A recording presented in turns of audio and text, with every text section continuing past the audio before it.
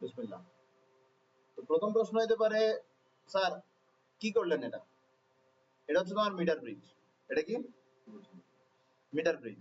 কেন meter bridge? কারণ এখানে একটা ওয়্যার আছে যেটা লেন্থ 1 মিটার।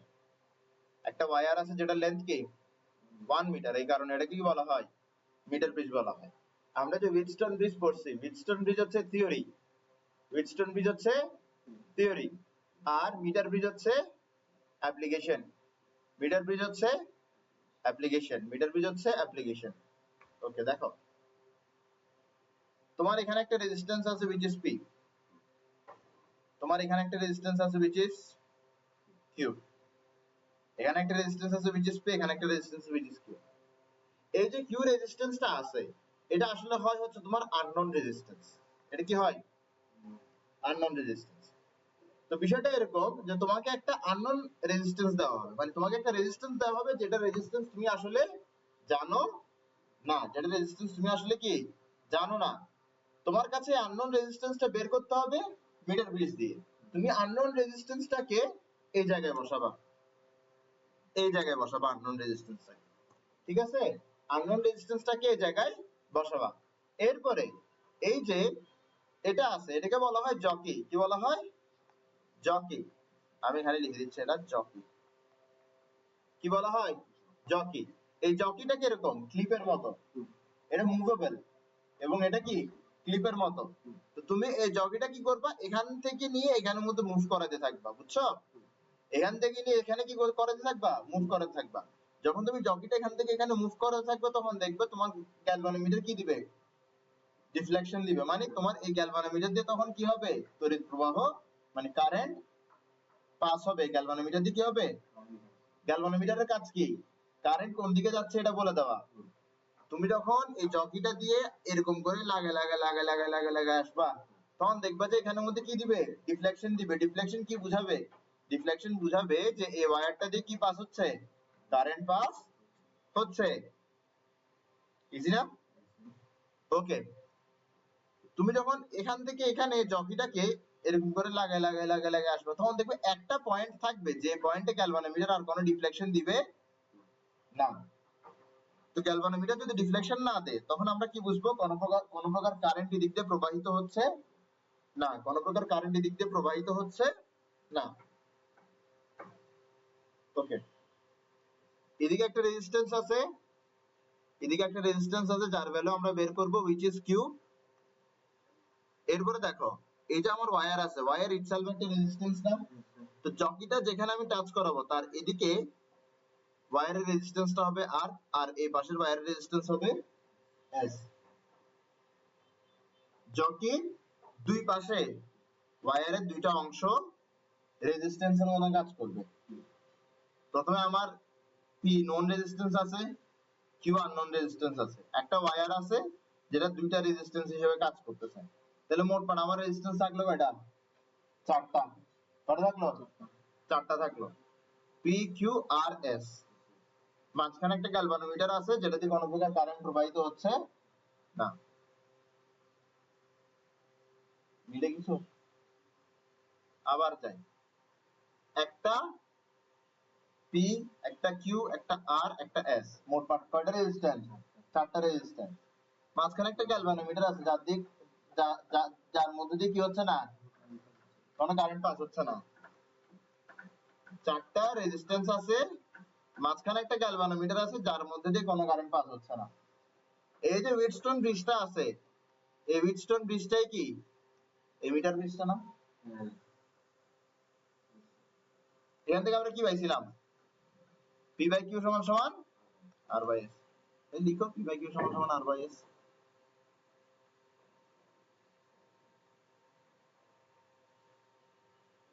এবার আসো,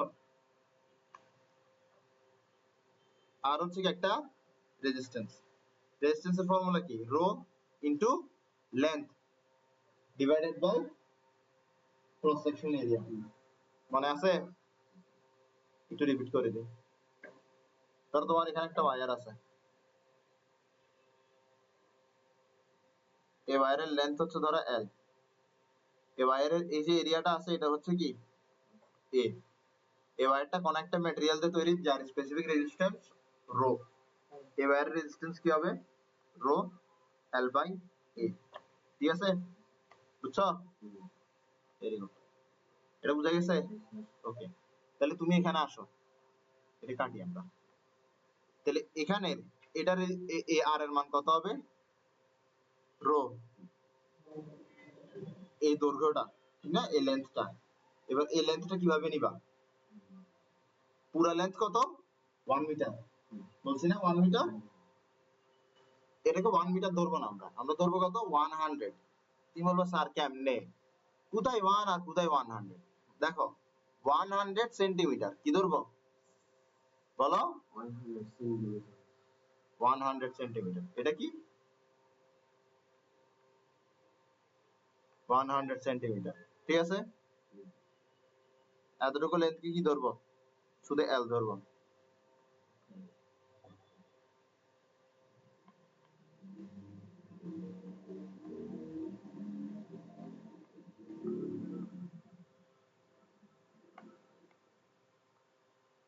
ঠিক আছে,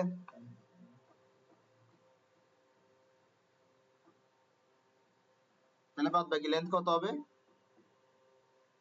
100 মাইনাস এল, কি হবে এটা 100 মাইনাস এল, তাহলে আর এর লেন্থ কত 100 মাইনাস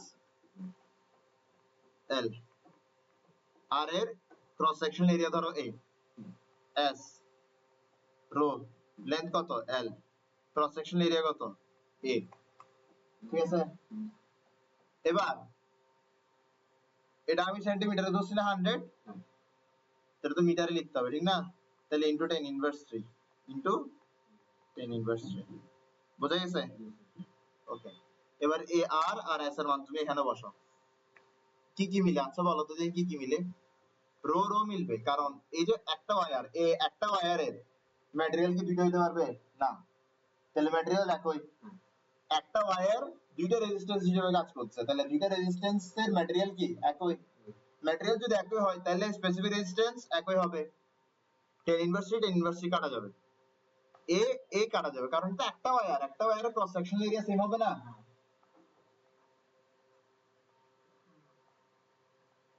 এতটুকু অংশ হচ্ছে আর, এতটুকু অংশ হচ্ছে এস, তাহলে আর এর জন্য যে ক্রস সেকশনাল এরিয়া, এস এর জন্য তো সে একই ক্রস সেকশনাল এরিয়া, বুঝা গেছে?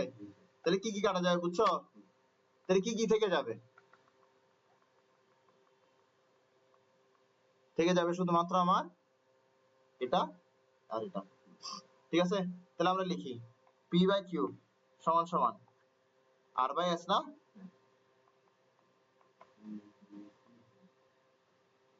বুঝছো? ক্লিয়ার?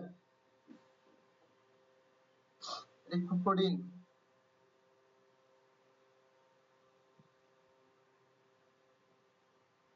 বুঝছো বিষয়টা? এবার বইয়ের মধ্যে এই ফর্মুলাটা আবার উল্টা ভাবেও দেয়া আছে, বইয়ের মধ্যে ফর্মুলাটা কিভাবে দেয়া আছে, কেন উল্টা হবে দেখো, যদি এটাকে তুমি এল ধরো, এটাকে যদি কি ধরো,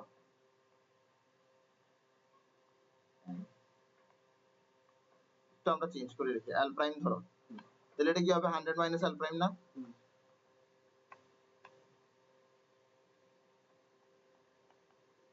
বুঝছো? যদি এমনটা হয়, মানে আমি 100 মাইনাস এল এর পরিবর্তে এল প্রাইম পাইছি, এল এর পরিবর্তে 100 মাইনাস এল প্রাইম পাইছি, দিন শেষে কিন্তু গল্প কিন্তু অত চেঞ্জ হচ্ছে না, তাহলে তোমার এটার পরিবর্তে কি আসবে, উপরে এল প্রাইম চলে আসবে, নিচে 100 মাইনাস এল প্রাইম চলে আসবে, বুঝছো বিষয়টা? এটা তো জাস্ট তোমার কি ধরা হচ্ছে ওটার উপর নির্ভর করতেছে, তা আমি দোনোটাই লিখলাম, আমি দোনোটাই লিখলাম, ঠিক আছে? এটা জুল সিডিং ইফেক্ট,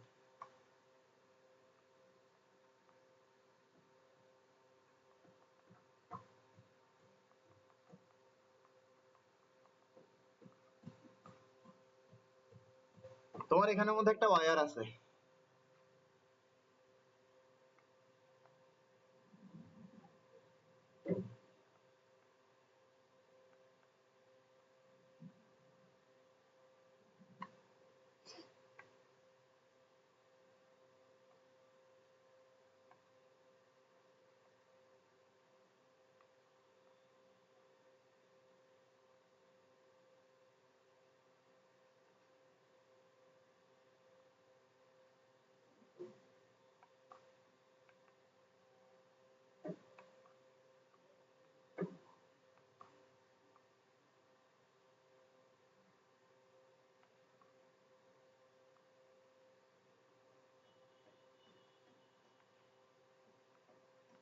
এই ওয়্যারের মধ্যে এগুলা কি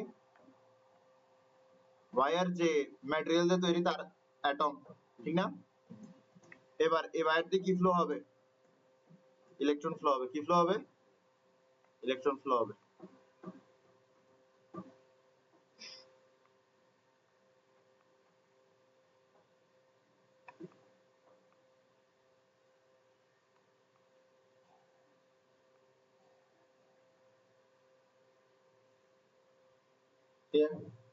ওয়্যার দিয়ে কি হবে? ইলেকট্রন ফ্লো হবে। এবার বলো কারেন্ট কি জিনিস? rate of flow of rate of flow of charges, rate of flow of charges এটাই কি কারেন্ট? কারেন্ট মানে কি? কারেন্ট মানে হচ্ছে এক সেকেন্ডে কি পরিমাণ চার্জ ফ্লো হয়েছে, এটাই কি এক সেকেন্ডে কি পরিমাণ চার্জ ফ্লো হয়েছে, এটা কি কারেন্ট। যদি কারেন্ট বেশি হয় এটার মানে হচ্ছে এক সেকেন্ডে বেশি পরিমাণ চার্জ ফ্লো হয়েছে।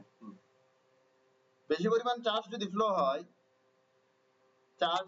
বেশি পরিমাণ চার্জ যদি ফ্লো হয় তাহলে বেশি পরিমাণ ইলেকট্রন ফ্লো হবে। বেশি পরিমাণ ইলেকট্রন যদি ফ্লো হয় তাহলে বেশি পরিমাণ কলিশন হবে।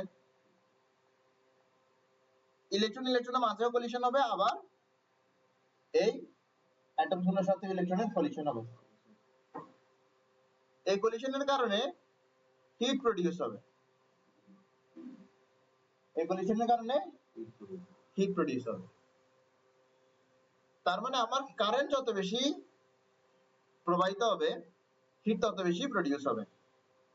তাহলে জুলস থমসন ইফেক্ট কি? জুলস থমসন ইফেক্ট হচ্ছে heat produced directly proportional to square of the current flown through the conductor. বোঝা গেছে? তো এটাতে কি বোঝাচ্ছে আসলে? এটাতে বোঝাচ্ছে যদি আমার কারেন্ট কি হয় দ্বিগুণ হয় তাহলে হিট কত গুণ বাড়বে? 4 গুণ। কারেন্ট যদি 3 গুণ বাড়ে হিট কত গুণ বাড়বে? 9 গুণ। এটা বুঝছো বিষয়টা? ওকে, অনেকের কাছে এই জিনিস এই হিসাবটা করতে কষ্ট হয়। তো এই হিসাবটা যাদের করতে কষ্ট হয় তাদের জন্য জিনিসটা কিছুটা এরকম দেখো, এভাবে করে ফেলতে হবে।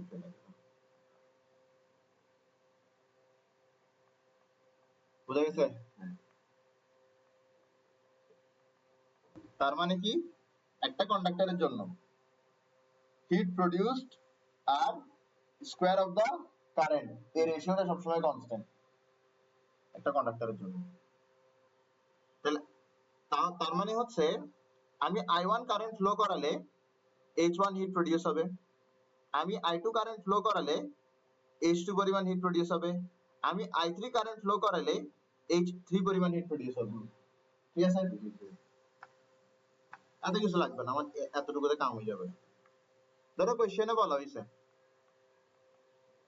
যে কারেন্ট কি করা হয়েছে? কারেন্ট আগের থেকে 2 গুণ করা হয়েছে, ঠিক আছে? এটা দেওয়া আছে, বলছে H2 কত, ঠিক আছে? তাহলে তুমি এখান থেকে H2 বের করো।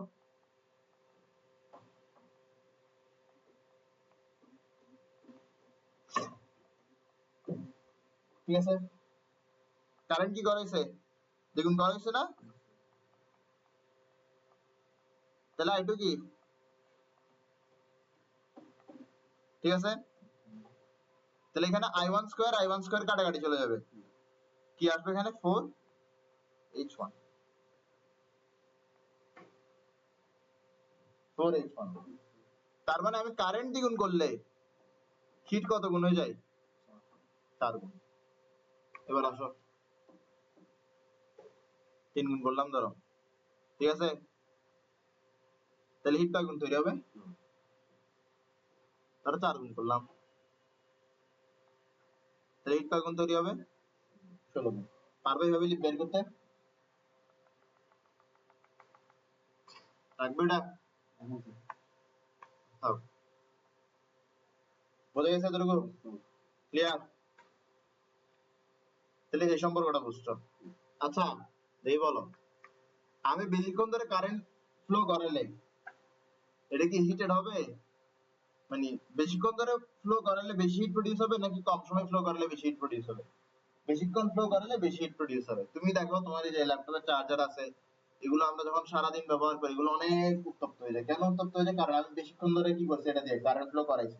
তো যত বেশিক্ষণ তুমি কারেন্ট ফ্লো করবা তত বেশি হিট প্রডিউস হবে। এটা তো তোমার মেইন, এটা হচ্ছে মেইন সমস্যা। আছে কোনো? আচ্ছা, এই জিনিসটা মাথায় রাখো, কারেন্ট কখন বেশি প্রডিউস, কারেন্ট কেন বেশি সরি, কারেন্ট থেকে কেন হিট প্রডিউস হচ্ছে? হিট প্রডিউস হওয়ার কারণ হচ্ছে কি, বাধা, রেজিস্ট্যান্স। যত বেশি রেজিস্ট্যান্স তত বেশি কি হিট প্রডিউস হবে। বুঝে গেছে বিষয়টা? বুঝে গেছে বিষয়টা? ইলেকট্রন ফ্লো হইতে চাচ্ছে, ইলেকট্রনকে তুমি যত বাধা দিবা তত কলিশন হবে, যত কলিশন হবে তত কি হিট তৈরি হবে। তাই দেখো 1 2 আর 3 এই তিনটার ক্ষেত্রে দেখো একই জিনিস তিনটা ভিন্ন জিনিসের সাথে কি প্রপোর্শনাল। তাহলে আমি একই জিনিসকে কি করতে পারি, আমি একই জিনিসকে তিনটা ভিন্ন জিনিসের প্রোডাক্টের সাথে প্রপোর্শনাল দিতে পারি। এখানে আমি প্রপোর্শনালিটি সাইন তুলে কি কি আনতে পারি, কনস্ট্যান্ট আনতে পারি। ঠিক আছে, এবার তুমি আমাকে বলো তো এইচ কি জিনিস? Hit produced. আর কি জিনিস? Current flown through the conductor. আর কি জিনিস? Resistance of the conductor. T কি জিনিস? Time during which the current is made to flow. Clear? বোঝা গেছে?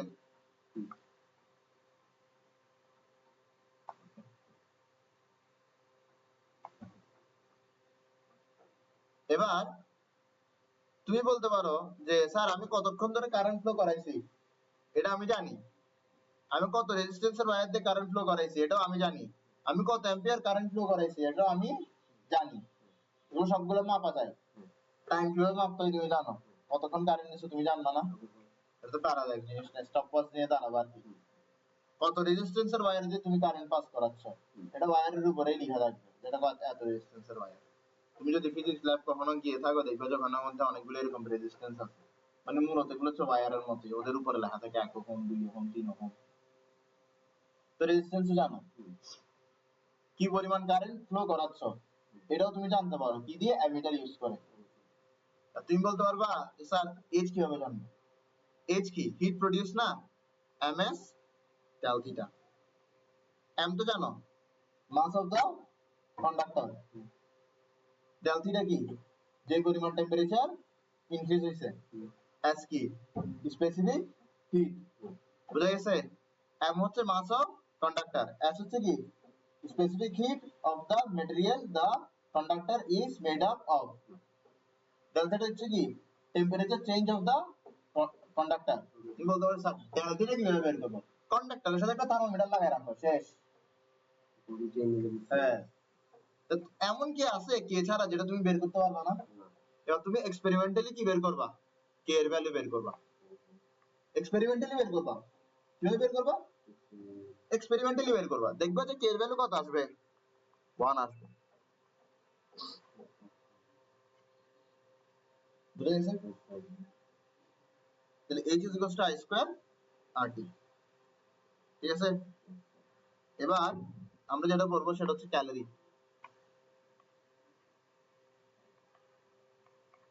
Calorie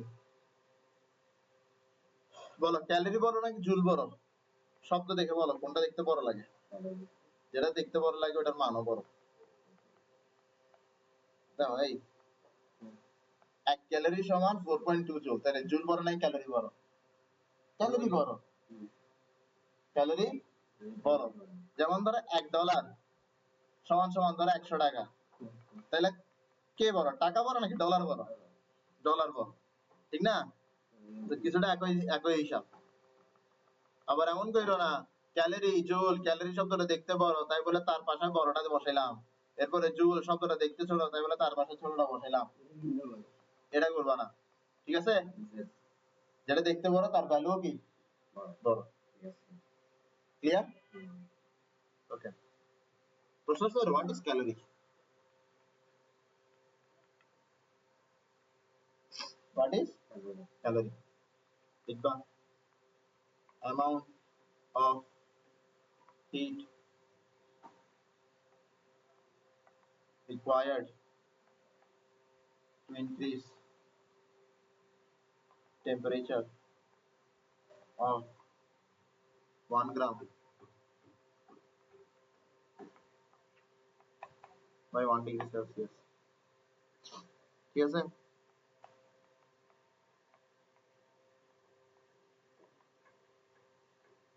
Amount of heat required to increase the temperature of 1 gram water by 1 degree Celsius. Q সমান সমান কি ms del theta দাও calorie কি 1 গ্রাম পানির টেম্পারেচার 1 ডিগ্রি সেলসিয়াস বাড়াতে যে পরিমাণ হিট লাগে আমরা জানি যে রিকোয়ার্ড হিট সমান সমান কি হয় ms del theta কয় গ্রাম পানির টেম্পারেচার বাড়াচ্ছি 1 গ্রাম গ্রাম বসাতে হবে এখানে নাকি কেজি বসাতে হবে s কত পানির জন্য 4200 del theta change of temperature 1 degree Celsius বাড়ানো মানে এখানে 1 ডিগ্রি বসবে নিচে তাহলে নিচে কত আসছে 4.2 জুল বুঝছো এভাবে তোমার 1 ক্যালোরি সমান সমান 4.2 জুল আসে এভাবে তোমার 1 ক্যালোরি সমান সমান কত আসে 4.2 জুল এবার তোমার 1 ক্যালোরি সমান সমান কত আসে 4.2 জুল আসো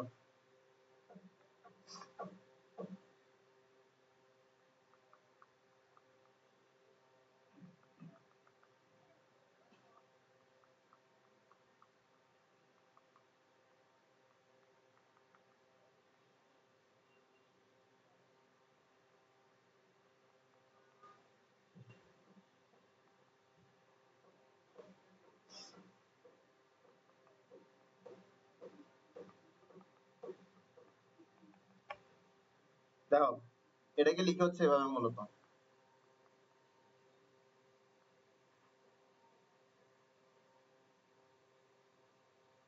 এটা কি বোঝায় work done in joule unit work done in heat in calorie unit তো বিষয়টা হচ্ছে এরকম যে আমি h পরিমাণ আমি h ক্যালোরি হিট দিলে w জুল ওয়ার্ক হবে অথবা w জুল ওয়ার্ক করলে h ক্যালোরি হিট প্রডিউস হবে ঠিক আছে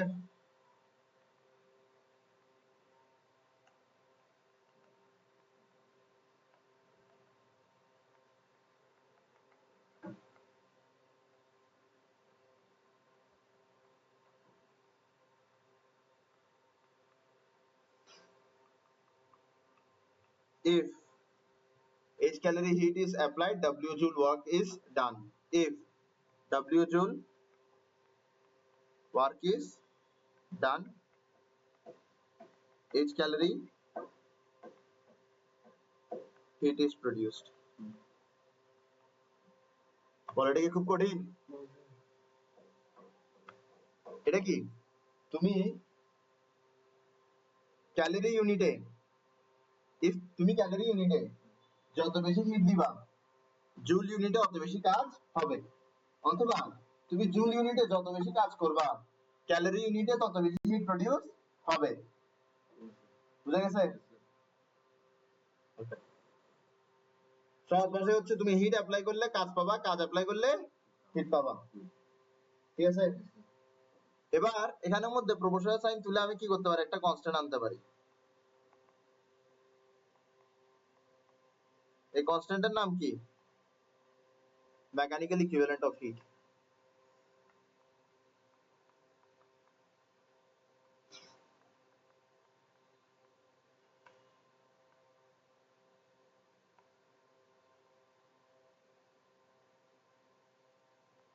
কি এটা মেকানিক্যাল ইকুইভ্যালেন্ট অফ হিট ভুল লিখছি আমি এটা হচ্ছে W বাই H হবে ঠিক আছে ঠিক আছে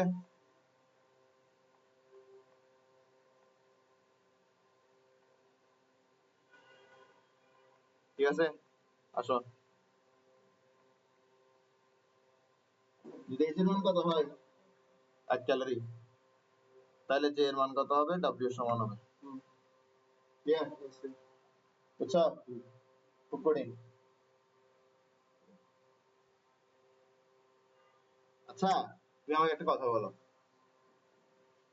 যে পরিমাণ হিট দিবা ওই পরিমাণই তো ওয়ার্ক ডান হবে অথবা যে পরিমাণ ওয়ার্ক ডান করবা ওই পরিমাণই তো হিট প্রডিউস হবে তার মানে হচ্ছে তুমি 1 ক্যালোরি যদি হিট দাও 1 ক্যালোরি ওয়ার্ক ডান হবে।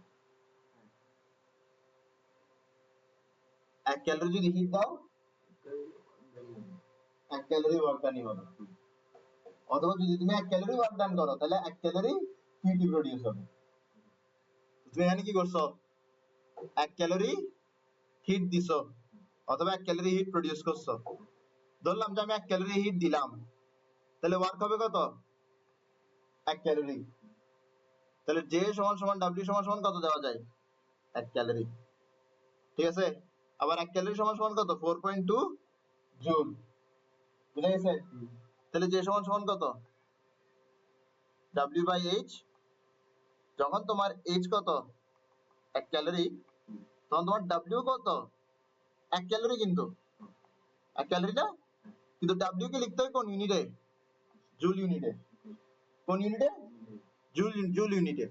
কোন ইউনিটে? জুল ইউনিট টে। ঠিক আছে? তাহলে তোমার এখানে যে কি হবে? W by H 4.2 joule per calorie. বুঝছো কিনা? ইজি না? So what is mechanical equivalent of heat? Definition কি? If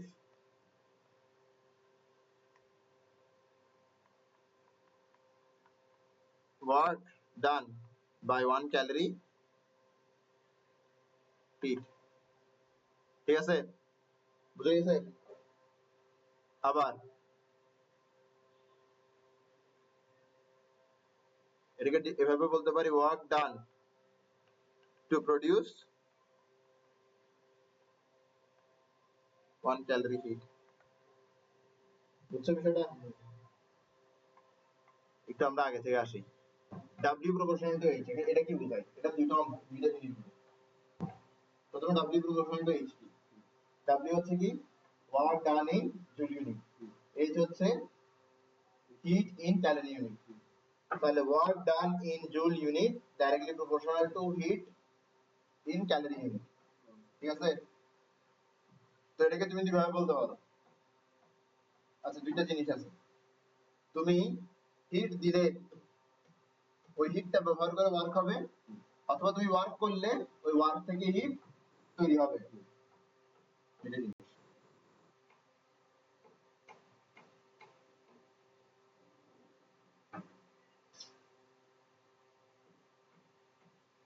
Work done is directly proportional to the heat. Work done in joule unit is directly proportional to the heat invested in calorie unit, অথবা heat used in calorie unit, অথবা heat given in calorie unit। ঠিক আছে? এরপর আবার বলতে পারে কি? এটা হচ্ছে একটা ডেফিনিশন। আরেকটা ডেফিনিশন কি? work done in joule unit is directly proportional to heat produced in calorie unit। ঠিক আছে? তো দুইটা জিনিস। ওকে, এবার প্রপোর্শনালিটি সাইন তুলে আমি ওখানে কি আনলাম?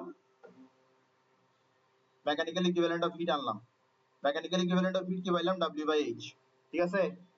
তো এই W দুইটা পরিচয়, H এর দুইটা পরিচয়। W দুইটা পরিচয়, এটা দুইটা পরিচয়। W হচ্ছে একটা কি?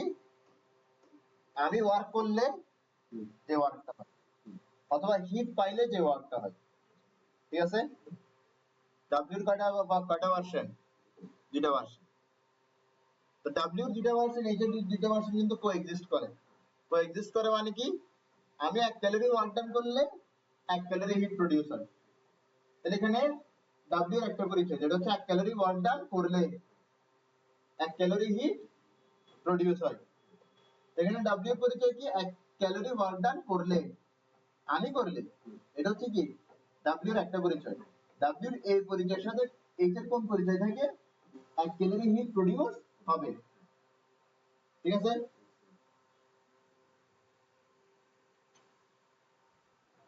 এরপরে দেখো আরেকটা বলি। আরেকটা পরিচয় কি? আরেকটা পরিচয় হচ্ছে আমি H ক্যালোরি হিট দিলে W জুল ওয়ার্ক ডান হবে। দ্বিতীয় পরিচয়, ঠিক না? আমি কাকে ডিফাইন করতে যাচ্ছি? জে। জে কে ডিফাইন করার জন্য আমরা এইচ কে 1 ধরবো। এইচ কি ধরবো? 1 ধরবো। এবার এইচ এর পরিচয় কয়টা? দুইটা। একটা হচ্ছে কি যে পরিমাণ হিট দিলে অথবা যে পরিমাণ হিট প্রডিউস হয়, ঠিক আছে? তাহলে আমরা এটা বলতে পারি যে এইচ এর মান যদি কি হয়, এইচ এর মান যদি 1 হয় তাহলে জে এর মান ডব্লিউ হবে, ঠিক আছে? তার মানে 1 ক্যালোরি হিট দিলে যে পরিমাণ ওয়ার্ক ডান হয় ওটাই হচ্ছে কি জে, বুঝা গেছে? অথবা 1 ক্যালোরি হিট প্রডিউস হলে যে পরিমাণ ওয়ার্ক ডান করতে হবে ওটাই জে। আবার বলি 1 ক্যালোরি হিট দিলে যে পরিমাণ ওয়ার্ক ডান হবে ওটাই জে। 1 ক্যালোরি হিট প্রডিউস হলে যে পরিমাণ ওয়ার্ক ডান করতে হবে ওটা হচ্ছে জে। তো যে দুটো ডেফিনিশন পেয়ে গেছি। ওকে, work done by 1 calorie heat, work done to produce 1 calorie heat, বুঝছো? এটা কি বলা হয় মেকানিক্যাল ইকুইভ্যালেন্ট অফ হিট, বুঝছো? আসো গ্যালভানোমিটারে যাই।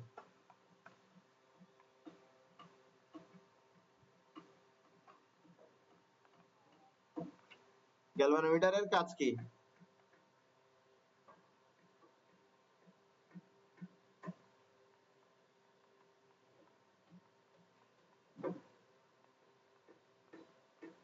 কারেন্ট ফ্লো ডিপিক্ট করে। কি ফ্লো করে? কি ডিপিক্ট করে?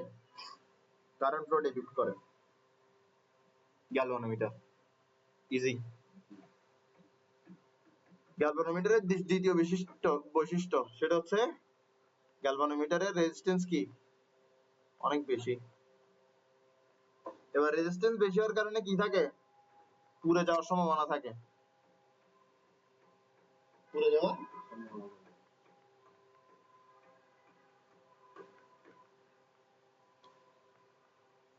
ভালনারেবল বলা যায়। ভালনারেবল, ভালনারেবল মানে কি? Prone to catch fire.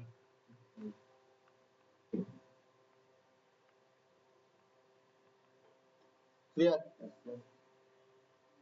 কেন? কারণ আমরা জানি হিটের সম্পর্কটা কি I স্কয়ার RT। তার মানে তোমার রেজিস্ট্যান্স বেশি হলে কি হবে? হিট বেশি প্রডিউস হবে। ক্লিয়ার? বুঝছো? এবার গ্যালভানোমিটার হাই রেজিস্ট্যান্স হওয়ার কারণে গ্যালভানোমিটার দিয়ে যদি হাই পরিমাণের কি যায়, কারেন্ট যায়, তাহলে গ্যালভানোমিটার পুড়ে যাওয়ার সম্ভাবনা থাকে। তাহলে এটা সলিউশন কি? হ্যাঁ, শান করছো আগে কোথায়? হুম,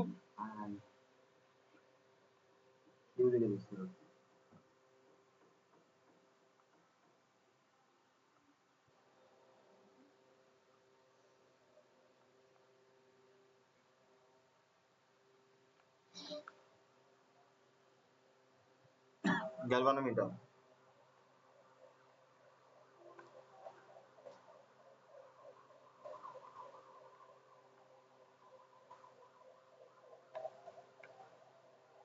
গ্যালভানোমিটারের সাথে শান্ট কিভাবে যুক্ত থাকবে? প্যারালালে যুক্ত থাকবে। কিভাবে যুক্ত থাকবে?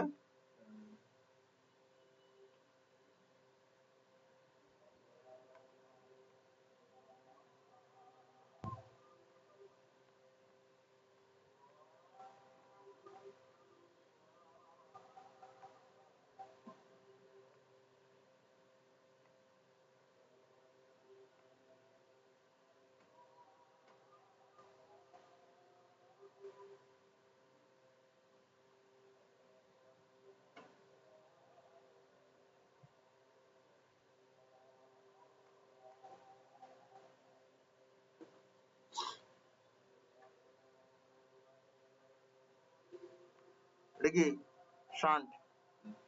এটা কি শান্ট? এখন বলো শান্ট কেন যুক্ত করছে? আমরা জানি গ্যালভানোমিটারের রেজিস্ট্যান্স বেশি, গ্যালভানোমিটার দিয়ে কারেন্ট গেলে, বেশি পরিমাণ কারেন্ট গেলে গ্যালভানোমিটার কি হয়ে যাবে? পুড়ে যাবে। তাহলে শান্ট কেন দিছে? শান্ট হচ্ছে অনেক অল্প রেজিস্ট্যান্স রাখে। শান্টের রেজিস্ট্যান্স কি অনেক অল্প। শান্টের রেজিস্ট্যান্স কি অল্প, শান্টের রেজিস্ট্যান্স কি অল্প। এবার শান্টের অল্প রেজিস্ট্যান্সের কারণে গ্যালভানোমিটার দিয়ে যে কারেন্টটা যাওয়ার কথা ছিল তার ম্যাক্সিমাম পোরশন কিসের মধ্যে দিয়ে চলে যায়, শান্টের মধ্যে দিয়ে চলে যায়, আর মিনিমাম পোরশন কিসের মধ্যে দিয়ে যায়, গ্যালভানোমিটার দিয়ে যায়। তোমার গ্যালভানোমিটার দিয়ে যে পরিমাণ কারেন্ট যাচ্ছে সেটা শান্টের মধ্যে যাওয়া কারেন্টের তুলনায় কি অনেক ছোট। তুমি প্রশ্ন করতে পারো কেন?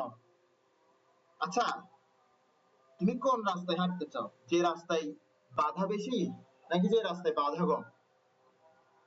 যেখানে বাধা কম ওখানে তুমি হাঁটতে চাও।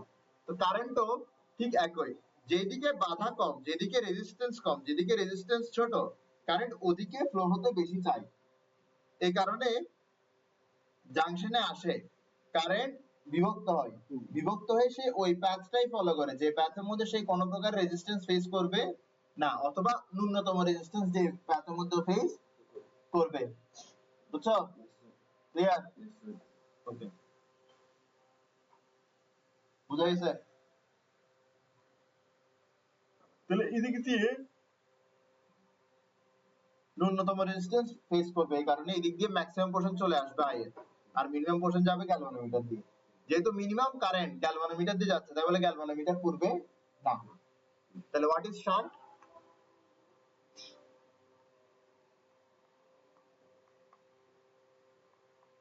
স্মল রেজিস্ট্যান্স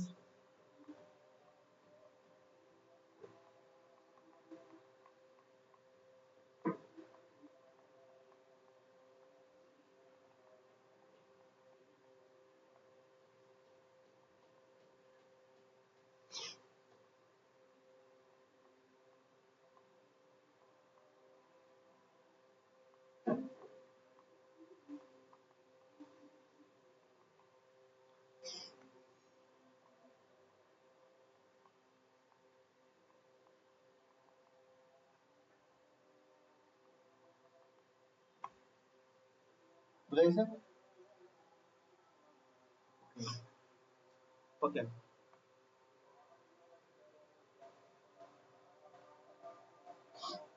এবার আসো, এখানের মধ্যে তোমাকে যদি আমি কি বলি, কেভিএল বসাতে বলি, কেভিএল যদি বসাও তোমার এটা আসবে IG G minus is S সমান সমান 0। যদি তুমি এখানে কেভিএল বসাও তাহলে তুমি এখান থেকে কি লিখতে পারো, আইজি জি সমান সমান আইএস এস। তুমি এখান থেকে লিখতে পারো আইজি বাই আইএস সমান সমান এস বাই জি। ক্লিয়ার? এবার মাথায় রাখো যে তোমাকে হয় আইজি বের করতে দিবে না হয় আইএস বের করতে দিবে, হয় আইজি না হয় আইএস। ঠিক আছে? আইজি বের করতে দিলে আইএস এর মানও দিবে না কিন্তু, আবার আইএস বের করতে দিলে আইজি এর মানও দিবে না, তোমাকে এটার মান দিবে, এটার মান দিবে।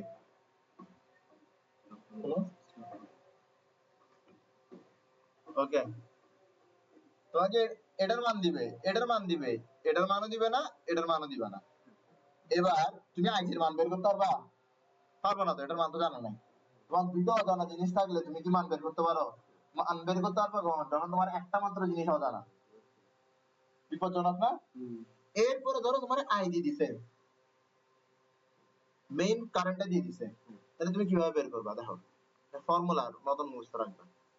দেখো কি করবা, দেখো মেইন কারেন্ট এদিক দিয়ে ঢুকতেছে না, মেইন কারেন্ট কিসে বিভক্ত হচ্ছে, গ্যালভানোমিটারের কারেন্টে আর শান্টের কারেন্টে বিভক্ত হচ্ছে। বুঝা গেছে? তাহলে আমি এখানে কি করতে পারি, দেখো আমি এখানে নিউমারেটরের সাথে ডিনোমিনেটরকে যোগ করলাম, এদিকেও কি করতে হবে, নিউমারেটরের সাথে ডিনোমিনেটরকে যোগ করতে হবে। দেখো আইজি প্লাস আইএস সমান সমান কি, আই হয়ে গেছে না, আই হয়ে গেছে না, তাহলে উপরে আই চলে আসছে, তোমার কাছে আইএস বের করতে হবে। ঠিক আছে? তাহলে আইএস সমান সমান কি হবে, দেখো আইএস সমান সমান কি হবে, এটা ওদিকে চলে যাবে, এস বাই জি নিচে চলে আসবে, জি উপরে চলে যাবে, এটা তো এটার জায়গায় আছে। বুঝছো? তাহলে এটা কি একটা ফর্মুলা, এই ফর্মুলা দিয়ে তুমি কি বের করবা, আইএস বের করবা। কি বের করবা? আইএস, শান্টের কারেন্ট ফ্লো। তো আমি এই জিনিসটা পরের পেজে নিয়ে যাই, এরপর তুমি বিষয়গুলো আরো ভালো বুঝবা।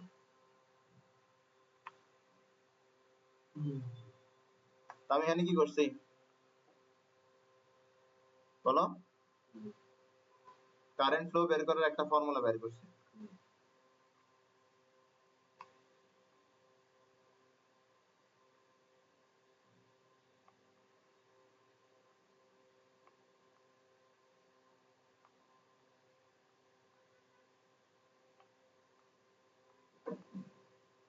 ঠিক আছে, আইএস বের করছি, এখন কি বের করবো, আইজি। কি বের করবো, আইজি। দেখো আইএস যে বের করছিলা, এখানে কোথাও আইজি দেখতেছো, আইজির নামগন্ধ আছে এখানে কোথাও, আইজি কে কি করছো, আইএস এর সাথে যুক্ত করে পুরোটা আই বানাই ফেলছিলা, ঠিক না? এবার কি বের করবা, আইজি বের করবা, তাহলে আইএস এর সাথে আইজি কে যোগ করে আইএস প্লাস আইজির জায়গায় আই বসাই দিবা, আইএস এর নামগন্ধ অ্যাড করে দিবা। তো কিভাবে করবে এটা দেখো, যেটা বের করতেছো সেটা এটার মধ্যে থাকুক।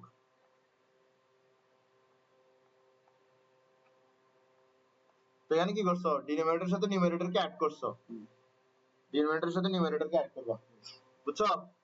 তাহলে এখানে কি চলে আসবে, আইজি বাই আই সমান সমান কত, G by G plus S. Clear? এবার আইজি বের করবা,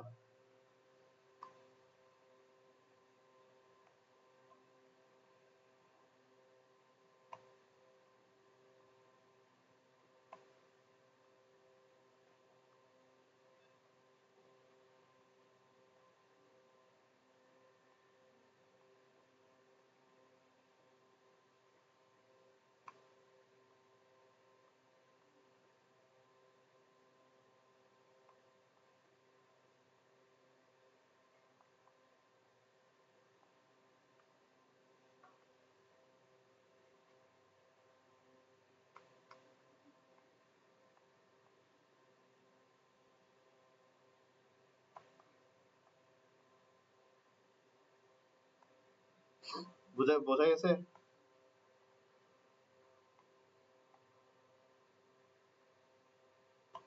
ক্লিয়ার? বুঝছো এই দুইটা? তুমি এটা কি বের করছো, আইজি। কি বের করছো, আইজি। তো আইজি আর আইএস এর ফর্মুলা আশা করি মাথায় থাকবে। ক্লিয়ার?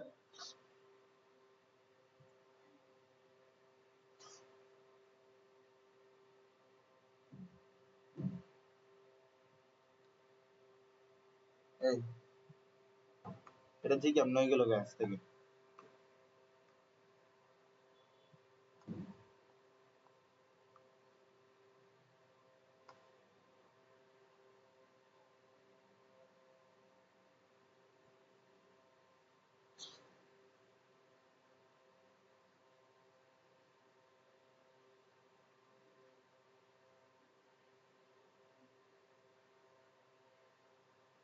ওকে?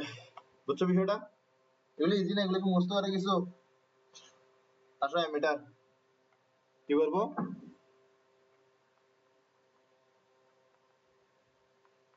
অ্যামিটার, অ্যামিটার কি, measures the flow of current, এটা কি, অ্যামিটার। ঠিক আছে, একটা অ্যামিটার আমরা আঁকি, কি কিছু বলছো?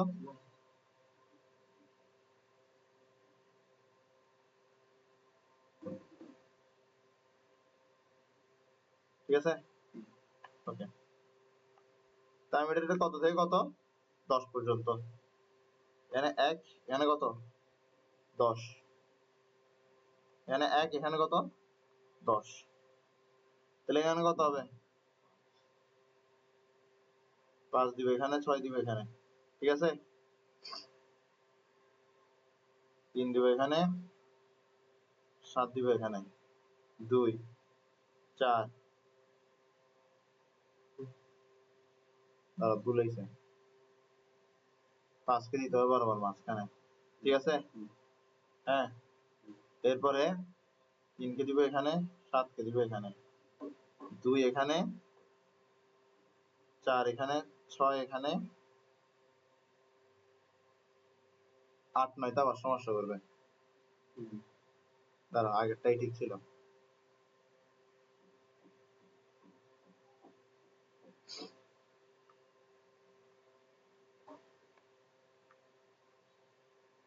ছয়। আচ্ছা বাদ দাও, এমনি এমনি দিয়ে দিয়ে দেয়। 1 2 3 4 5 6 7 8 9। 9টাকে এখানে আনি, 8টাকে এখানে আনি, 7কে এখানে আনি, 6কে একটু এখানে আনি, 5কে এখানে নিয়ে গেলাম, 4 থাকলো এদিকে, 3 থাকলো কোথায় আর একটু এদিকে, 2 থাকলো এদিকে। ঠিক আছে, এবার ধরো অ্যামিটারের কাটা এরকম হয়ে আছে, তার মানে কারেন্ট কত ফ্লো হচ্ছে? 9 অ্যাম্পিয়ার। কত ফ্লো হচ্ছে? 9 অ্যাম্পিয়ার। আচ্ছা বলো দেখি, এটা প্রথমটা গেল, পরেরটা বলবা তুমি যে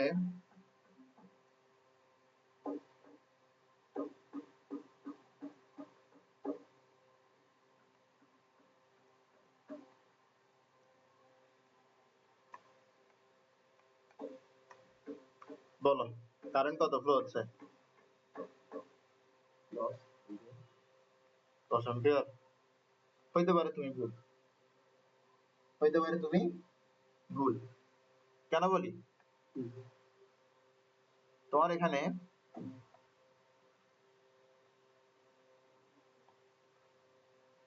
মিলতেছে না, এই মিলছে। অ্যামিটার এভাবে কানেক্টেড থাকে, ঠিক আছে? এদিক দিয়ে ধরো যাচ্ছে কত? 100 অ্যাম্পিয়ার। কত আছে? এবার 100 অ্যাম্পিয়ার ও যে দেখাবে, ওর কাছে কি ওইরকম রেঞ্জ আছে? ও তখন 10 দেখাবে। তখন কত দেখাবে? 10 দেখাবে, অথচ যাচ্ছে কত? 100। তো বিষয়টা হচ্ছে তোমার যখন 10 দেখাবে তখন যে 10 যাচ্ছে এমন কোনো কথা নাই। আরেকটা জিনিস বলো, ও কি 10 এর চেয়ে বেশি দেখাইতে পারবে? তাহলে ওর রেঞ্জ কত? 10। রেঞ্জ কি?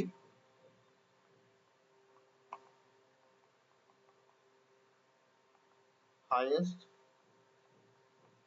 Possible current that can be measured by an ammeter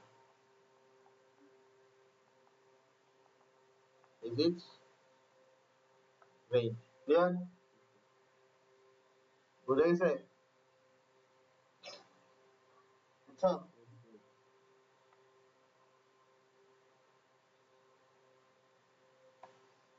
এবার রেঞ্জ আমরা ইনক্রিজ করব, কি করব? কিভাবে করব?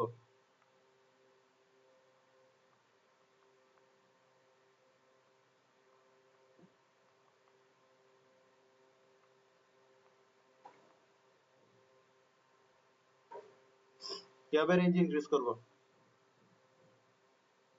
শান্ট অ্যাড করে। কিভাবে রেঞ্জ ইনক্রিজ করব? শান্ট অ্যাড করে।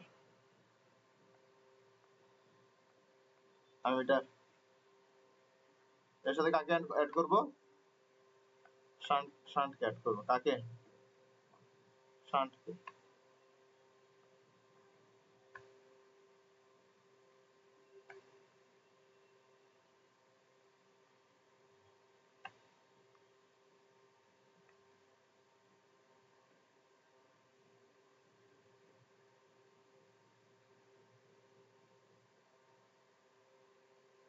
ঠিক আছে?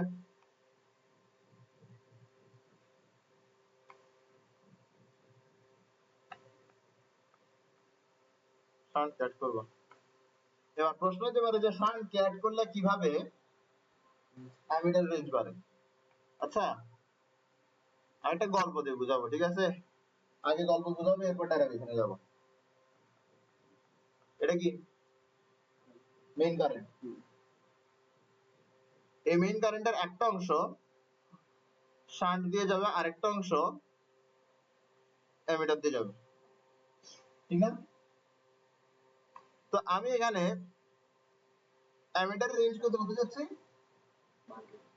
বাড়াতে যাচ্ছি, 10 অ্যাম্পিয়ার থেকে ধরো 100 অ্যাম্পিয়ার নিতে যাচ্ছি। তাহলে আমি মেইন কারেন্ট রাখবো কত, 100 অ্যাম্পিয়ার।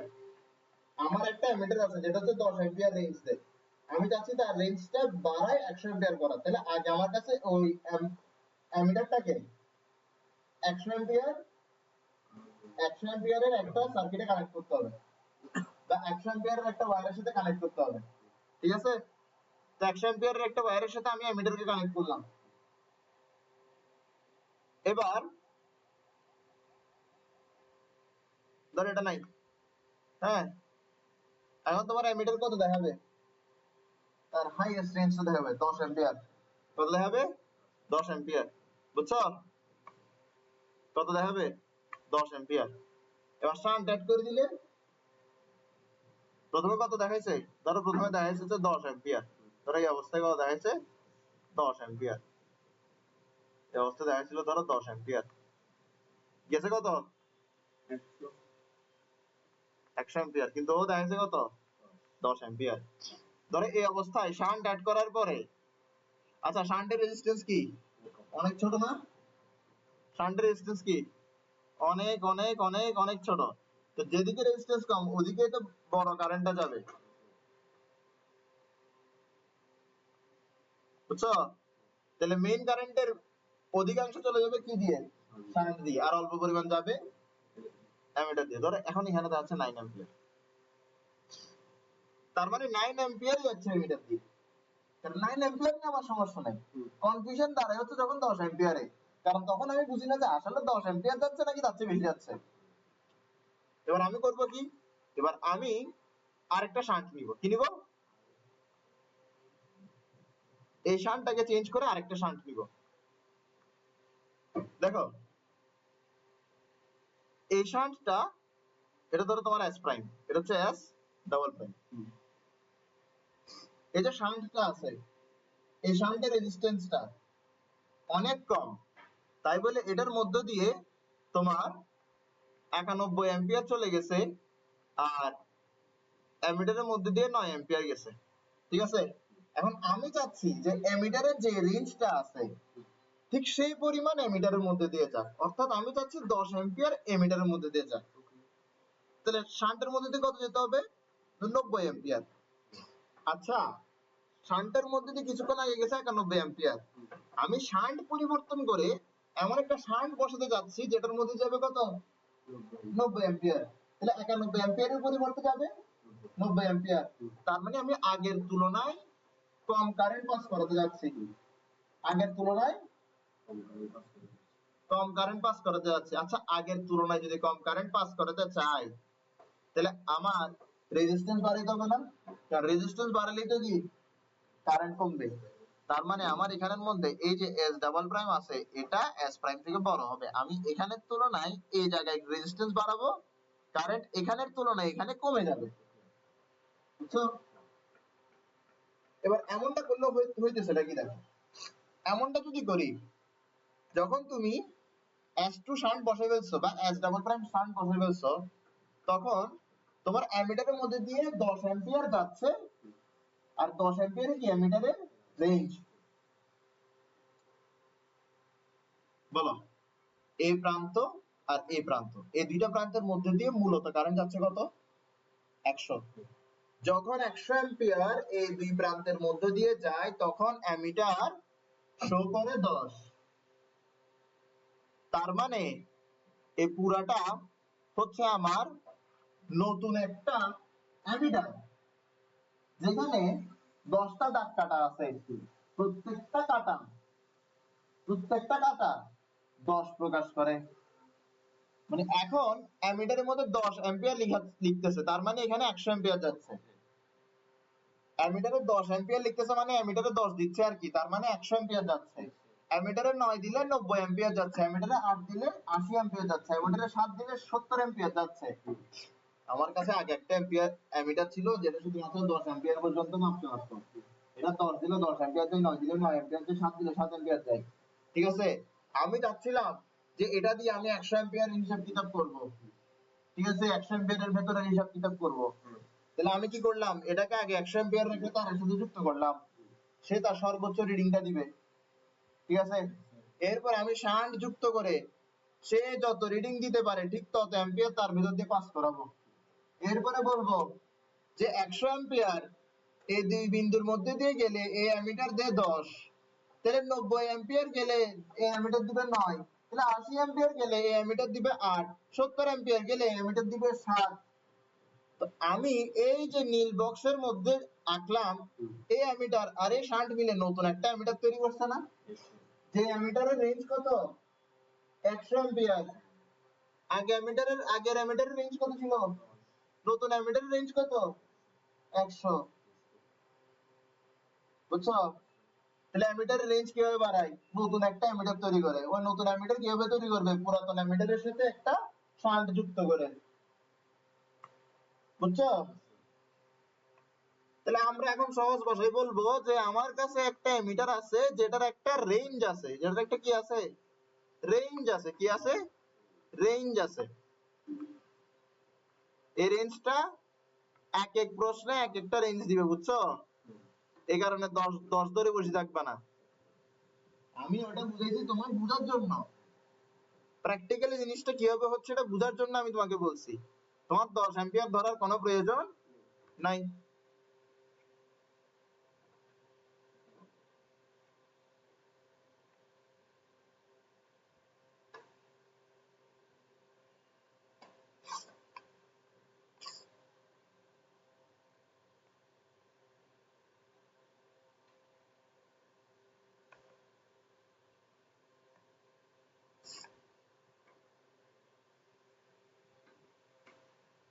একটা এমিটার আছে যার সাথে আমি শান্ট যুক্ত করে তার পাল্লা বাড়াইতে পারি ঠিক আছে শান্টটা অবশ্যই আমার কাছে এরকম এক্সপেরিমেন্ট করে করে বসাইতে হবে ঠিক আছে তাই না এত এক্সপেরিমেন্টের ঘটনা তো আমি আবার খাতায় লেখার দরকার নাই ঠিক আছে এটা তোমার বোঝানোর জন্য যে আমি অনেকগুলো শান্ট বসানোর পরে এই দেখতেছি যে এটার মধ্যে 10 দেখাচ্ছে প্রথমে 9 দেখাইছে এরপর 10 দেখাইছে এরপর বুঝছি যে এটার মধ্যে আসলে 10 বেড়ে যাচ্ছে ঠিক না ক্লিয়ার তো আমার কাছে শান্ট এক্সপেরিমেন্ট করে করে কি করতে হবে বসাইতে হবে তা আমি ধরলাম যে আমি এক্সপেরিমেন্ট করে শান্ট একটা বসাইছি যেটার জন্য আমার এখানে কি আসতেছে একটা মিটার আসতেছে যেটা রেঞ্জ বেড়ে গেছে ঠিক আছে ওকে দেখো এটা রেঞ্জ কত ছিল এটার মধ্যে দিয়ে পাস করেছি কত 10 তো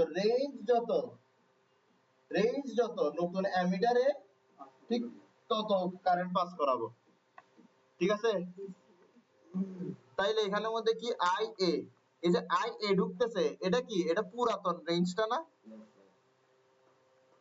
ওল্ড রেঞ্জ অথবা প্রিভিয়াস রেঞ্জ ক্লিয়ার ওকে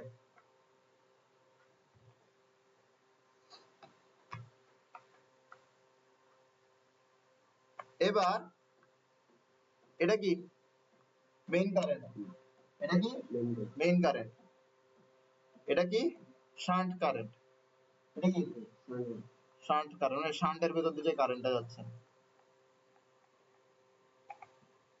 বাবা বলো দেখি এটা কি ছিল মেইন কারেন্ট কি ছিল মেইন কারেন্ট এটা কি শুধু মেইন কারেন্ট পরিচয় এটার আরেকটা পরিচয় আছে আমি রেঞ্জ বাড়াই যত করতে চাচ্ছিলাম এটা হচ্ছে সেটা তাহলে এটা কি ফাইনাল রেঞ্জ তাহলে মেইন কারেন্টটা কি ফাইনাল রেঞ্জ বলো বুঝছো কিনা তোমরা না বুঝলে কিন্তু পিড়া দিব ধরে ধরে যেভাবে বুঝাচ্ছে এটা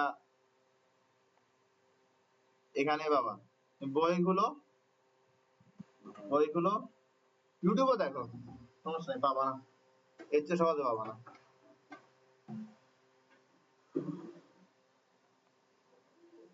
বলো এতটুকু বুঝছো কিনা এটা যে ফাইনাল রেঞ্জ এটা যে শান্ট কারেন্ট এটা যে ওল্ড রেঞ্জ এগুলো বুঝছো এখানের মধ্যে কেবিএল বসাও তো দেখি ভোল্টেজ ল আর কি আগে যায় কারেন্ট ল বসে ইনকামিং কারেন্ট সমান সমান আউটগোয়িং কারেন্ট ঠিক আছে এরপর এখানে একটা লুপ আছে না এই লুপের মধ্যে কি বসাবো কেবিএল বসাবো তো তাহলে কি আসবে plus I A A minus I S S সমান সমান কত 0। তাহলে আই এ এ সমান সমান I S S I A by I S সমান সমান কত এস বাই এ। ঠিক আছে, এবার I A plus I S কি করলাম, নিউমারেটরের সাথে ডিনোমিনেটর অ্যাড করলাম, ঠিক না?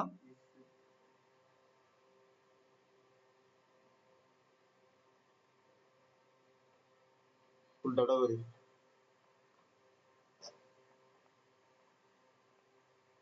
ডিনোমিনেটরের সাথে নিউমারেটর অ্যাড করি, ডিনোমিনেটরের সাথে নিউমারেটর অ্যাড করি। ঠিক আছে, I A plus I S কি আই, তাহলে আই এ বাই আই। আচ্ছা, আগে রেঞ্জ ছিল 10 অ্যাম্পিয়ার, এখন রেঞ্জ হচ্ছে 100 অ্যাম্পিয়ার, রেঞ্জ কখন বাড়ছে? তারপরে দিব ধরে, আগে ছিল 10 অ্যাম্পিয়ার, এখন হচ্ছে 100 অ্যাম্পিয়ার, রেঞ্জ বাড়ছে 10 গুণ। আরে আগে 10 অ্যাম্পিয়ার ছিল রেঞ্জ, এখন রেঞ্জ হয়েছে 100, মানে কয় গুণ বাড়ছে? কয় গুণ বাড়ছে? কিভাবে পাইছো? এভাবে পাইছো না?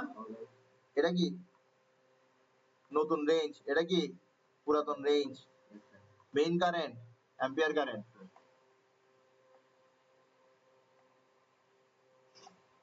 আসো,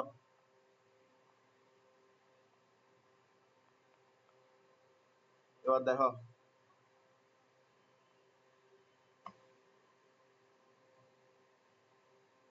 ফ্লিপ করবো, ঠিক আছে?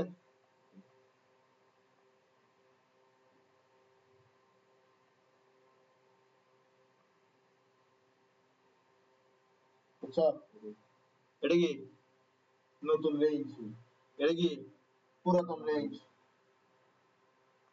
নতুন রেঞ্জ ডিভাইডেড বাই পুরাতন রেঞ্জ মানে কি কত গুণ বাড়ানো হয়েছে, যেটাকে আমরা n দিতে পারি। এইভাবে মাথায় রাখবা, ঠিক আছে?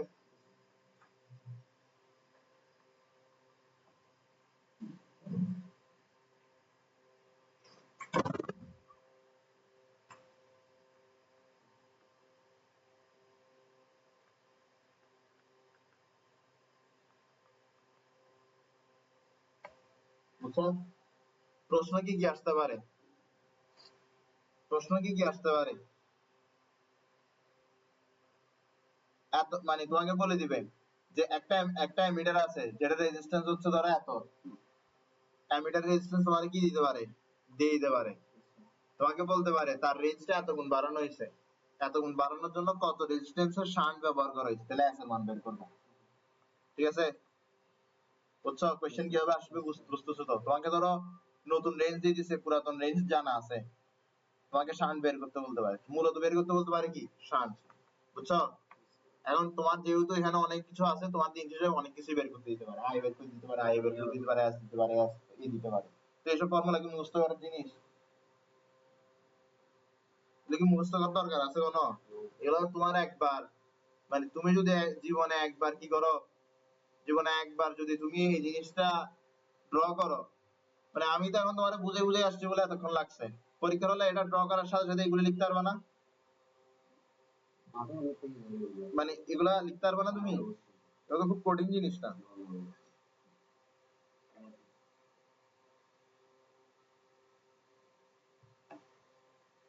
ঠিক আছে, এখন আমরা যেটা করবো সেটা হচ্ছে কম্বিনেশন অফ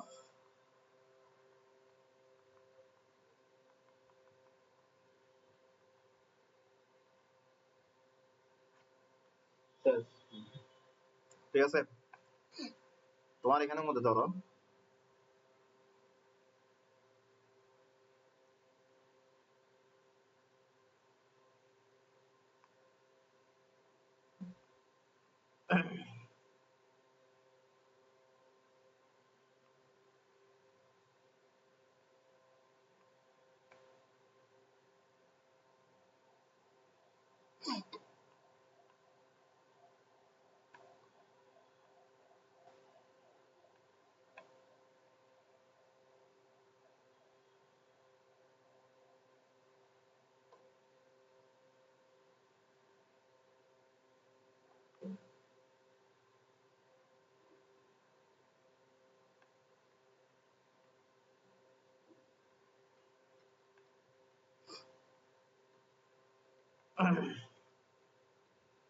আচ্ছা বাদ দাও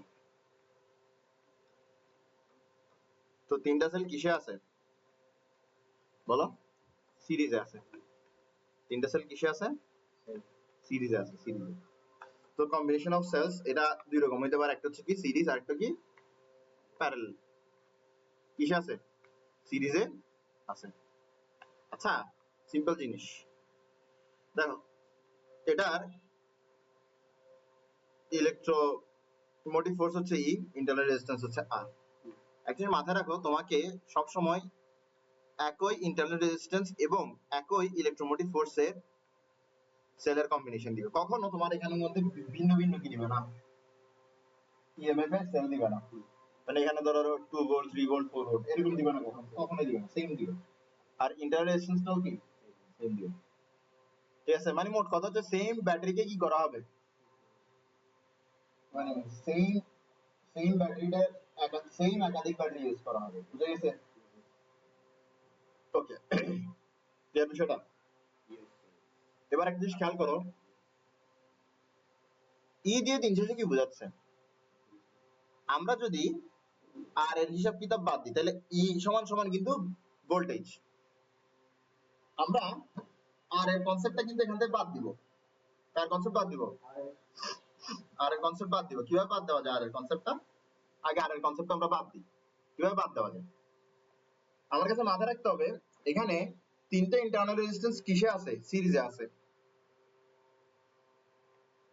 ইন্টারনাল রেজিস্ট্যান্স কিসে আছে 3 internal resistance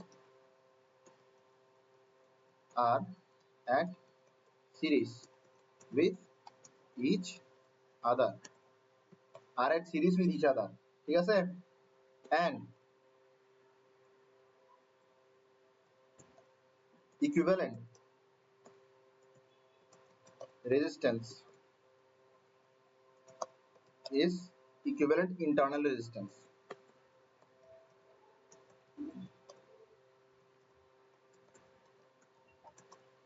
is at series with equivalent circuit resistance এগুলো যদি জিজ্ঞেস করার না পারো সিকিউ করার সময় সিম্পল জিনিস আর না মুস্ত করে ভালো যদি না বুঝে দাও এটা হচ্ছে মূলত তোমার ডেপিকশন বলে বিষয়টা কি বলে ডেপিকশন হিসাব করার জন্য বিষয়গুলোকে সহজ করে নেওয়া ঠিক আছে তুমি বলতে পারো যে ইন্টারনাল রেজিস্ট্যান্স গুলো সেলের ভেতরে আছে আপনি কিভাবে বাইরে আনছেন সব হিসাবটা সহজ করার জন্য আনছেন এর চেয়ে বেশি ব্যাখ্যা লাগে না নাকি তোমার ব্যাখ্যা লাগবে না এই যে ক্যাপিটাল আর ইকুইভ্যালেন্ট দিলাম এটাকে কি বলা হয় জানো এটাকে বলা হয় সার্কিট ইকুইভ্যালেন্ট রেজিস্ট্যান্স অথবা ইকুইভ্যালেন্ট সার্কিট রেজিস্ট্যান্স তোমার এখানে পরীক্ষায় এত সহজ করে একটা দিবে না এখানে প্যারালাল বহুত কিছু করে দিবে তোমার কাছে ইকুইভ্যালেন্টটা বের করতে হবে যেটা পাবো ওটাকে কি বলা হবে সার্কিট ইকুইভ্যালেন্ট রেজিস্ট্যান্স অথবা ইকুইভ্যালেন্ট সার্কিট রেজিস্ট্যান্স বুঝে গেছে ওকে এখন তোমার হিসাব কিতাব সহজ করার জন্য তোমার কাছে কি করতে হবে এই যে তিনটা ইন্টারনাল রেজিস্ট্যান্স আছে তিনটাকে সিরিজে কনসিডার করতে হবে কিসে কনসিডার করতে হবে সিরিজে তো তিনটা ইন্টারনাল রেজিস্ট্যান্স ধরে এইভাবে আছে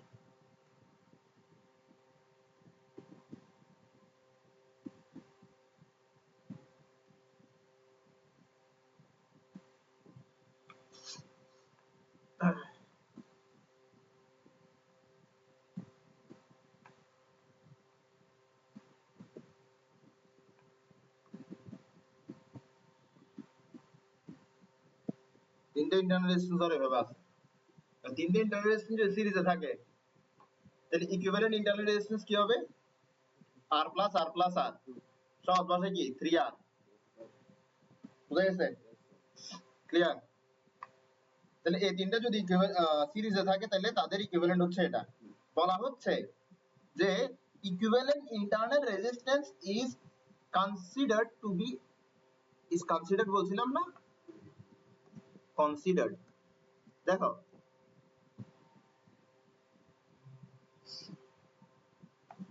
কনসিডার শব্দটা বুঝো, ধরে না। এই ইন্টারনাল রেজিস্ট্যান্স কি সেলের ভিতরে না? আমি তাকে সার্কিটের সাথে সিরিজে ধরে নিচ্ছি যে ও কিন্তু নাই। ওকে,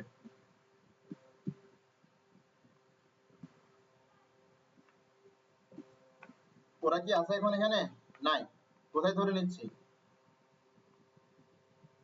এটা আমার সার্কিট আছে, সার্কিটের সাথে কি ধরে নিচ্ছি?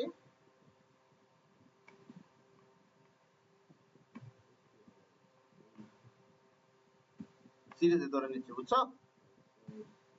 ওকে, এখানে ধরে নিচ্ছি।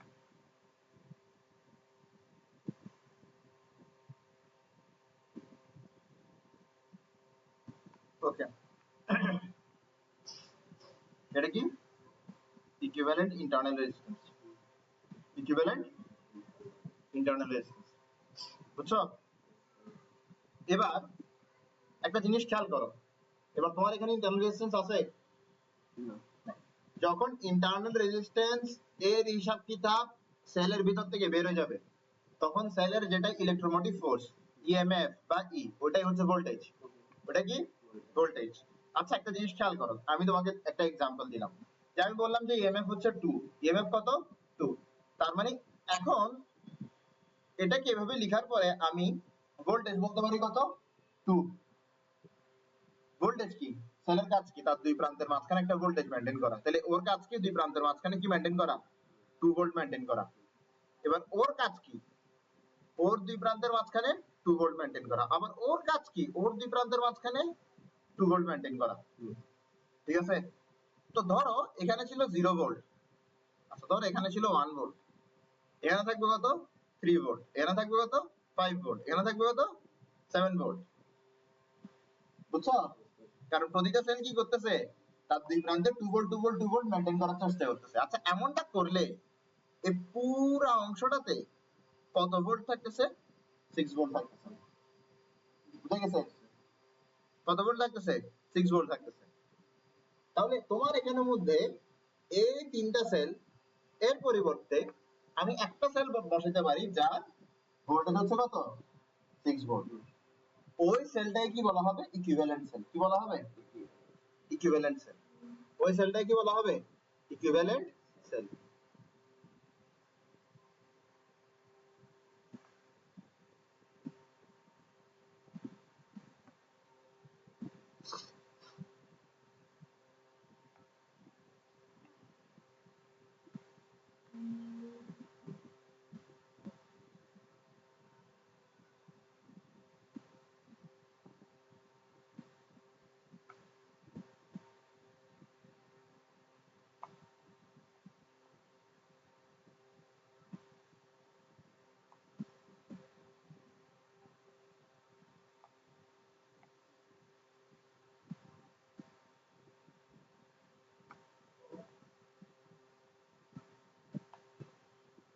আচ্ছা বলো, এই তিনটা তাদের দুই প্রান্তে যে পোটেনশিয়াল ডিফারেন্সটা ক্রিয়েট করছে সেটাই হবে কি? এই তিনটা ইকুইভ্যালেন্ট সেলের পোটেনশিয়াল ডিফারেন্স। বুঝা গেছে? এবার আমি তোমাকে বলবো যে এই তিনটা ক্ষেত্রে মেইন কারেন্টটা কি সমান নাকি ডিফারেন্ট? সমান হবে। 100% কি হবে? সমান হবে। 100% কি হবে? সমান হবে।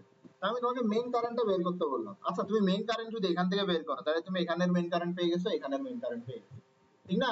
কারণ তিন ক্ষেত্রে তো মেইন কারেন্ট সমান, তিনটা তো একটাই সার্কিট। আমি এটাকে ম্যাথমেটিক্যালি ইজি করার জন্য এভাবে রিপ্রেজেন্ট করলাম। তাহলে ই সমান সমান কত? আই সমান সমান কত? V by R. কি? V by R. ভি তে কি বসবে? ভোল্টেজ। কি বসবে? ভোল্টেজ। তাহলে তুমি 6 বসাতে চাচ্ছ, ঠিক না? আর নিচে কি বসবে? রেজিস্ট্যান্স। রেজিস্ট্যান্স। আচ্ছা বলো, এটা আর এটা কি একই তারে না? একই তারে হলে তারা কি অবস্থায় আছে? সিরিজে আছে। আর সিরিজের মধ্যে ইকুইভ্যালেন্টটা কিভাবে বের করে? এভাবে না? দুইটার যদি একসাথে সিরিজে থাকে তাহলে ওদেরকে আমরা এভাবে লিখতে পারি। বোঝা গেছে এতটুকু? আচ্ছা বাবা, তুমি আমাকে দেখি বলো তো, আমরা কি বের করতেছি? আমরা ফর্মুলা বের করতেছি। আমি হিসাবটা সহজ হওয়ার জন্য 2 ভোল্ট 2 ভোল্ট 2 ভোল্ট ধরছিলাম। 2 ভোল্ট মানে কি ই এর ভ্যালু কত 2 ভোল্ট এর ভ্যালু কত 2 ভোল্ট এর ভ্যালু কত 2 ভোল্ট এর ভ্যালু হচ্ছে 2 ভোল্ট। তো এখানের মধ্যে আমি যে সেলটা বসাইছি এটার যে ইএমএফ থাকবে এটা কি হবে এটা হবে ইকুইভ্যালেন্ট ইএমএফ। এটা কি হবে ইকুইভ্যালেন্ট ইএমএফ কি হচ্ছে 2 + 2 + 2 কত 6 6 তার মানে একটার কত গুণ 3 গুণ তাহলে 3 ই বুঝছো কি 3 ই। আচ্ছা 3 ই কেন হচ্ছে কারণ এখানে তিনটা সেল আছে। যদি সেল n নাম্বারের হইতো তাহলে এটা কত হইতো n ই হইতো না। তো যখন আমার n নাম্বার অফ সেল থাকবে তখন আমার পোটেনশিয়াল ডিফারেন্স হচ্ছে কত n ই। যখন n নাম্বার অফ সেল থাকবে এবং n নাম্বার অফ সেল সিরিজে যুক্ত থাকবে তখন ইকুইভ্যালেন্ট ইএমএফ কত n ই। সার্কিট ইকুইভ্যালেন্ট রেজিস্ট্যান্স এটা কি ইন্টারনাল। আচ্ছা দেখো এখানে তিনটা ছিল তাই বলে এখানে 3 আর আসছে। যদি n সংখ্যক থাকতো তাহলে n আর আসতো। মাথায় রাখো যখন n সংখ্যক তোমার সেল থাকবে সিরিজে তখন মেইন কারেন্টের ফর্মুলা হবে NE divided by R equivalent plus NR। খুব কঠিন তাহলে এটা একটা ফর্মুলা। আমি S কেন দিচ্ছি জানো কারণ সিরিজে কে আছে সেল সিরিজে আছে এই কারণে S দিচ্ছি ঠিক আছে। Circuit equivalent resistance plus internal equivalent resistance আচ্ছা এটা হবে NR।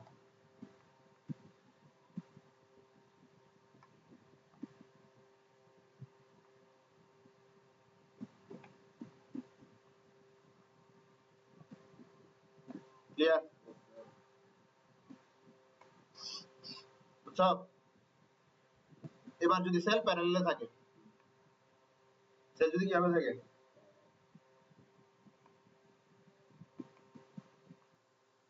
ওকে। এবার আমরা সেলগুলোকে কিভাবে রাখবো প্যারালাল রাখবো কিভাবে রাখবো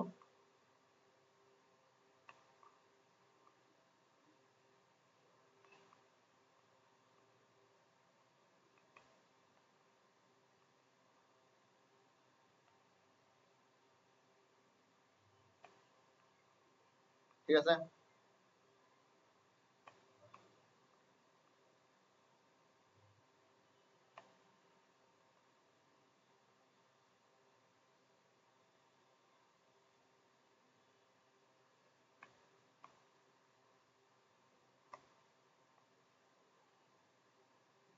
এখানে কি থাকবে সার্কিট ইকুইভ্যালেন্ট রেজিস্ট্যান্স। তোমার বাসাটা এত দূরে তোমার বাসার এখানে আসতে আসতে দূরে যাবে বেশি দূরে কতক্ষণ লাগে স্যার আমার লাগে তো যেদিক থেকে আসি তোমার যদি ওদিক থেকে আসি এই জামালখান থেকে আসি তাহলে তো পুরো রাস্তাটা হেঁটেই আসে। তো এটা আসলে তাকে দিয়ে দিয়ে হ্যাঁ তো উপায় নাই তো বাইরে গেল তো মানে বলতে ওদিক থেকে আর কি আসে তোমার ওই আমাদের কিল্লার ওদিক দিয়ে গিয়ে তোমার টেম্পু ধরে তো অত সুবিধার না তো। আমার আন্দর কিল্লা পর্যন্ত হাঁটতেই হচ্ছে জিনিসটা আমার হাঁটতেই হচ্ছে বুঝো না বিষয়টা। আমার যেহেতু হাঁটতে হচ্ছে তাহলে আমি এক কাজ করি না আমি পুরোটাই হেঁটে চলে আসি বুঝো নাই। মানে এটা তুমি যখন এই কি করবা দেখা যায় তোমাদের এই এক্সেস রোডের মুখে মানে হচ্ছে তোমার এই চন্দনপুরা রোড যেটা আছে ওদিক দিয়ে যখন এক্সেস রোডের মুখে আসি তখন আমি কি করি সুন্দর করে তোমার ওই রিক্সা নিয়ে ওদিক থেকে রিক্সা নিয়ে আসি। কিন্তু অতটুকু পর্যন্ত আমার কাছে কি করতে হয় ওইটাতে আমার প্রায় ধরো তোমার 30 মিনিট সময় চলে যাচ্ছে 30 to 40 মিনিট। বাসা খুব দূরে পড়ে গেছে মানে দূরে পড়ে গেলে না অতটাও দূরে না সেটা হচ্ছে যে এমন জায়গায় পড়ছে যেখানে মানে আসাটা একদম মানে ডিফিকাল্ট হয়ে গেছে। তো যেটাই হোক আমরা পড়ালেখায় চলে আসি। এখন বলো সহজ ভাষায় বলবো, একদম সহজ ভাষায়, সোজা সাপটা ভাষায়। দুইটা পয়েন্ট আছে, দুইটা পয়েন্টের মাঝখানে যদি 1000টা ডিভাইস, একটা সার্কিটে দুইটা পয়েন্ট আছে, দুইটা পয়েন্টের মাঝখানে যদি 1000টা ডিভাইস প্যারালালি যুক্ত থাকে, তাহলে সেই 1000টা ডিভাইসের পটেনশিয়াল ডিফারেন্স সেম। বুঝছো? ক্লিয়ার? তাহলে আমার এই তিনটার পটেনশিয়াল ডিফারেন্স কি সেম, ঠিক আছে? ওকে, আসো। আচ্ছা, এখানে তোমার যে জিনিসটা করতে হবে সেটা হচ্ছে তোমার কাছে এখানেও এরকম একটা ফর্মুলার মতন এরকম একটা সেন্টেন্স লাগবে।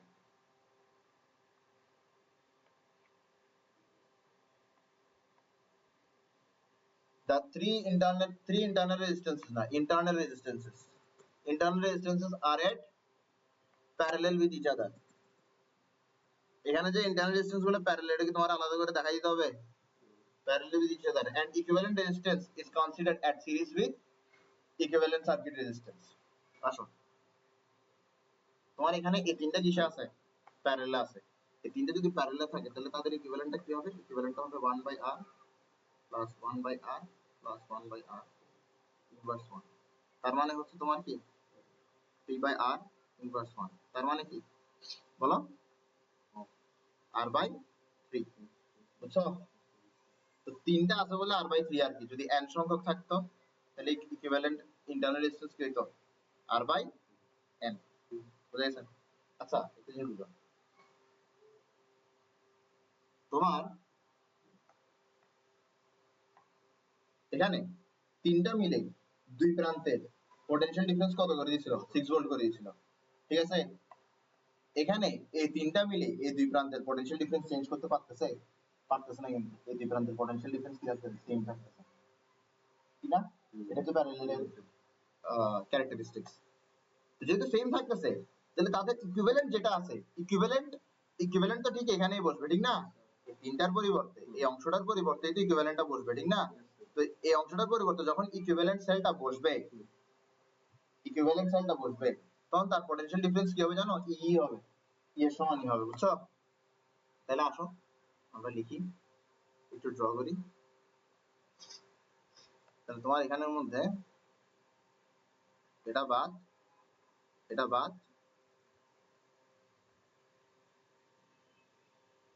এদিক দিয়ে একটু স্পেস করো।